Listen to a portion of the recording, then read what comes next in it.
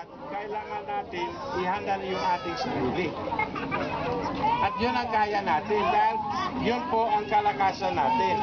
Kahit sasabihin nila sa atin, mga mahina lang kayo, mga mahirap lang kayo mahina, ang kalakasan po natin ay sa pagkakaisa. Kung pagkakaisa po yung barangay, madali po harapin lahat ng mga problema. Ontwikkelingswerker Willem Geertman wordt hij doodgeschoten, geliquideerd. Isang Dutch missionary ang pinatay. Ang hinala na ang krimen ay may kinalaman sa pagkontra ng biktima sa pagmimina. Sa pagsuporta ng biktima sa mga magsasaka. De bevolking rouwt massaal op wat zij zien als een politieke moord op een man die hen jarenlang gesteund heeft in het halen van hun recht. Mahirap na i-conclude ng pulis at magkaroon ng padaskol-daskol na konklusyon na ito ay simpleng robbery with homicide lamang. Een roofmoord, verklaart de politie al snel. Misschien wel te snel, want er zijn veel vragen. Napag-anim na taon siyang nanirahan sa Pilipinas. Matatas siyang nagsasalita ng wikang Pilipino. Minahal niya at nanirahan doon sa mga katutubo sa Sierra Madre. Mga magsasaka ng gitnang Luzon hanggang doon sa Hilagang Luzon. Si kasamang Willem Geertman pinaslang dahil sa kanyang advokasya, pagmamahal sa mga kabundukan para huwag wasakin ng mga dayuhang korporasyon. Minahal niya ang ating mga kababayan, lalo na mga sinasalanta ng kalamidad sa panahon ng mga bagyo, ng mga baha, ng mga lindol. Tanging kasalanan niya sa mga gobernador at sa kasalukuyang estado ay pakamahalin niya. Iwanan niya ng 46 na taon ang bansang industrialisado, ang Netherlands at makapamuhay sa mga depressed, mga vulnerableng sektor ng lipunan sa Pilipinas.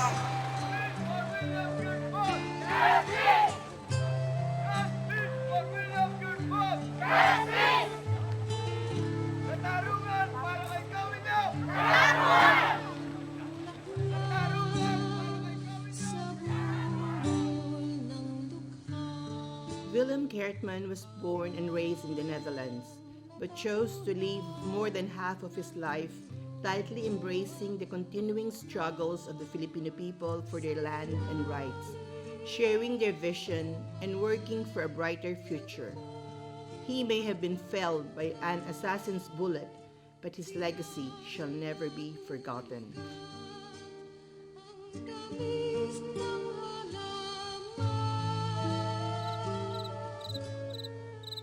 Si William ay talagang kamanlalakbay ng mga dukha, isang tagapagtanggol para sa mga api. Nakikita namin yan sa buhay niya bilang mission partner ng prelatura ng Infanta. Ibigin sa buhay, sa tao, sa kalikasan, sa mapagpakumbabang tao. Meron siyang pusong Pilipino sa tagal niyang paninirahan sa Pilipinas. Sa kanyang malalim pag-unawa sa ating kalagayan, binigay niya ang buong panahon sa paglilingkod. Hindi mo siya makikitang mayabang, nagtatagalog at matatas ang kanyang pananagalog. Ik ken Willem sinds 1973. Hij kwam terug van de Filipijnen, ik kwam terug van Zuid-Amerika. En toen zijn we samen begonnen met anderen om onze groep Kalamer op te bouwen. En dat was vooral gericht om, laten we zeggen, dus de dienstsector van binnen de kerk naar voren te brengen en niet alleen sacramenten. Dus hij is ook altijd in heel zijn leven een leenmissionaris geweest. Wij hebben altijd wel goed kunnen samenwerken. We hebben sterke discussies gehad. Daar was Willem goed in en dat gaf toch altijd frisheid in het denken. Napakasimpleng tao na sabi nga ng mga tao sa paligid, kung sino pa yung dayuhan sa itsura, ay yung pa ang may pusong Pilipino. Dinatama niya yung mga panaghoy, yung hinaing ng mga mahihirap, ng mga katutubo, ng mga magsasaka, ng mga isda, ng mga magagawa.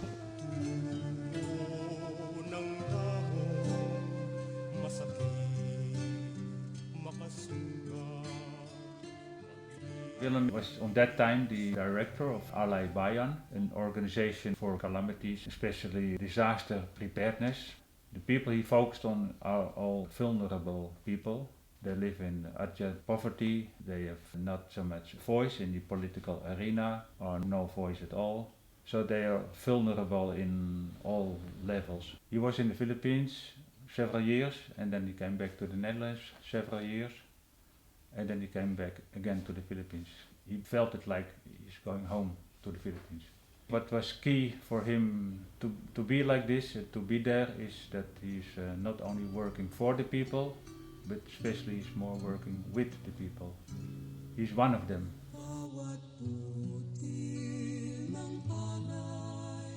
Willem was highly committed, not only to the protection of the environment, but more so, he believed that natural resources should be made to serve the interests of the people. This is the reason he stood firm against the operations of logging and mining corporations where the welfare of whole communities are sacrificed. This is why he was very much opposed to the Aurora Pacific Economic Zone and Freeport, or APECO.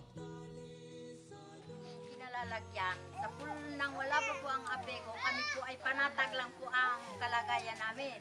Ngayon po, nang magkaroon na ng APECO, siyempre bawat po isa sa amin ay nagkakaroon ng agam-agam. Ayan ay pinaglalaban po namin talaga.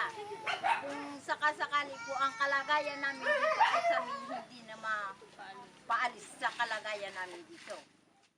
Sinakop na po nila yung aming lupa ininuno. Doon lang po kami nabubuhay sa kabundukan at sa dagat. Kami po mga katutuboy talagang sanay na sanay sa bundok. Tapos kinuha nilang bigla, saan pa kami kukuha ng ikabubuhay namin? Doon lang kami umaasa sa bundok namin sa dagat. Tapos, More than 3,000 families, including indigenous people, will lose their land, resources, and livelihood if the project of APECO will be carried through its completion. For the people affected by the project, it is big business wanting to have control over the basic livelihood and resources of the people, such as food and water and cheap labor.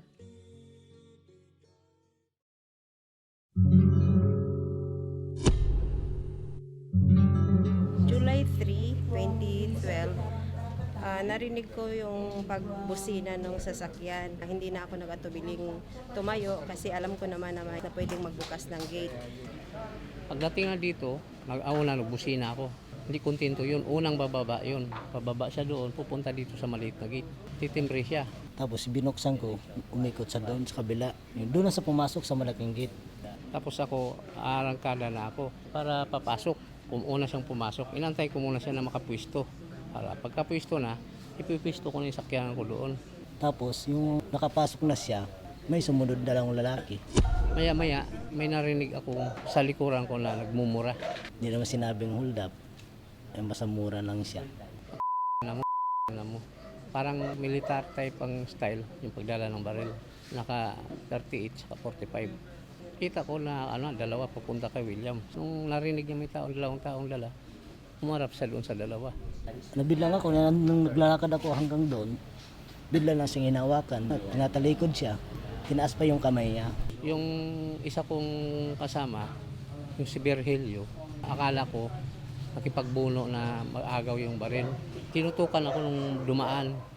Nung nakatitingin ako sa kanila, bababa, kung akma sanang bababa para tumulong. Kaso pinalo yung kasama ko, tumalsik sa doon, sa pader. Gusto ko siyang tulungan pero di ko rin kasi halos yung isang gunman nakahawak sa akin, nakatutok sa akin isang baril. Yung dalawa naman ng gunman, pinaluhod, paganon sa lupa. Nakaganon yung 38, yung pagganon. Narinig ko na lang yun. Nung pagsabi ni William, nung pagputok na yun, mamadali, kuha na yung bag, nakatutok naman sa akin yung dalawa. Wala akong magagawa. Nagsisigaw ako, ikarga na si William, dali natin sa ospital. Yung dalawang gunman, matagal nila paandar niya yung motor niya, single. Tatlo sila nakaangka, isang driver, dalawang gunman sa single na motor. Ngayon, nung nakarga na nila si William, 20 meters ang agwat namin. Nasundan ko. Yun pala, may nakasunod din sa aming kutsing pula. Yung pag-ikot ko na yun, nagbubusina na ako. Ayun pala, Nandoon lang sila sa gilid namin. Samantalang police station sa tawid, ilang metro lang yan. 20 meters lang o 15 meters. Ang tatawirin lang yan, dyan police eh. Ngayon, nung pag-aaral na, may kotse pang isang kulay itim din na nakapuntot. Basta ang inisip ko, yung buhay ni William. Sabi ko, William, kausapin niyo para malapit na tayo sa ospital. Pagdating nun, wala na. Pinagbawalan ng mga staff na natira dito na lumabas dahil lahat daw kami ay suspect. Ang unang gusto nilang i-flow ay inside job. Later on na pinaimbestigan na ay yun hanggang sa nag-come up sila sa robbery with homicide. Hindi lang simpleng robbery with homicide dahil kung pag-aaralan talaga napakabilis. Tapos mga expert yung mga pumatay. Hindi sila nag-atubili eh. Walang pakundangan. Kung pera lang ang dala ang gusto nila, nung opisina namin mula sa bangko ay mga 3 to 4 kilometers na kaya nilang harangin sa daan dahil may kotse at may motorcycle doon nililitan silang dala.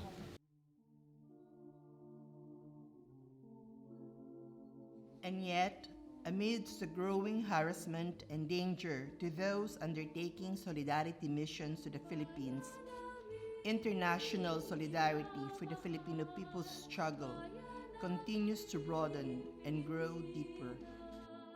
My message is basically a message of support and solidarity and also of admiration, because I know that so many people in Filipinos are continuing the kind of struggles that Willem and so many others who have fallen victim to these political killings. I have a great admiration for people who are even now taking up these cases and are willing to expose themselves and putting themselves at the same risk that has befallen Willem in this case. We are fully in support of them. We will be behind them. We will support them in any way that is possible for us to somehow bring about a more just and peaceful society in the Philippines, where these things will not happen anymore in the first place, and if anything happens, that it can be pursued in a proper legal and judicial manners, and that the perpetrators will be brought to justice.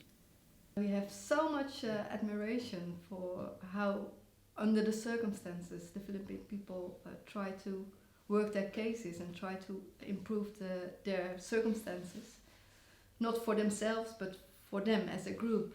There's a lot of empowerment there, and that was really impressive. That there's a lot of admiration from our sides. I hope people find the strength to go on with that. If there is something we can do to help them, we would like to do that, and I'm sure William would have liked us to step in a bit.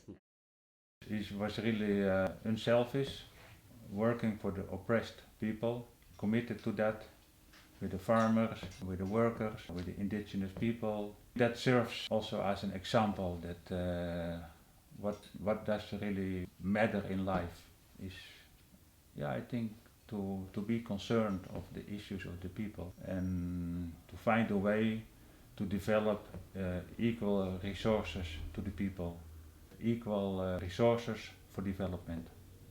And that is what he was working for.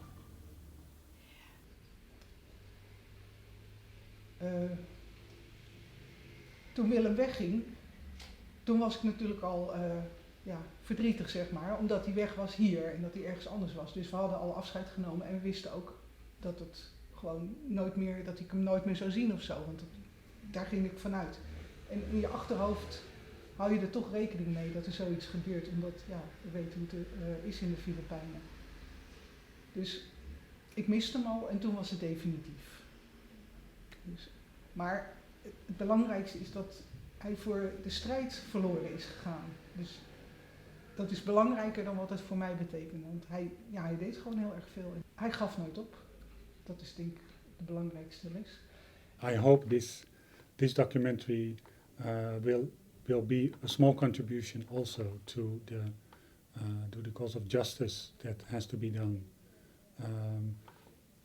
to Willem Geertman, but to all the victims of extrajudicial killings and political killings in the Philippines, because this is not something that happened once 2 years ago. It's happening every week in the Philippines, and it's something that should stop.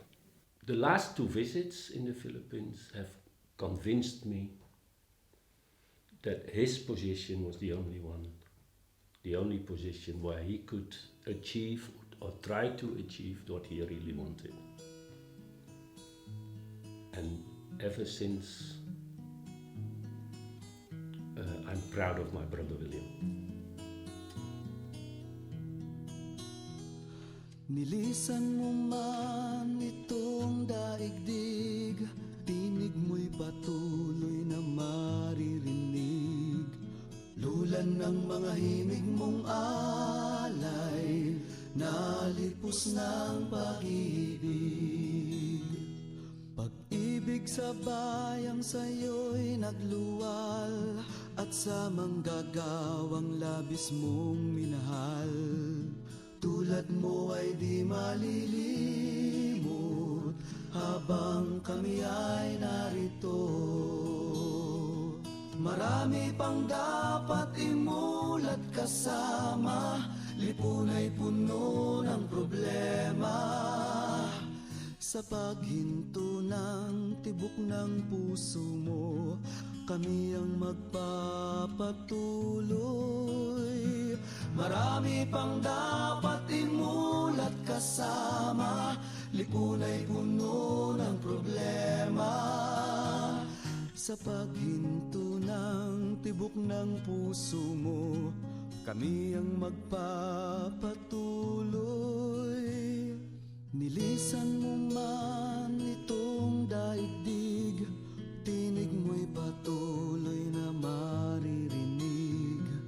Lulan ng mga himig mong alay, nalipos ng pag-ibig. Tulad mo ay di malilimot habang kami ay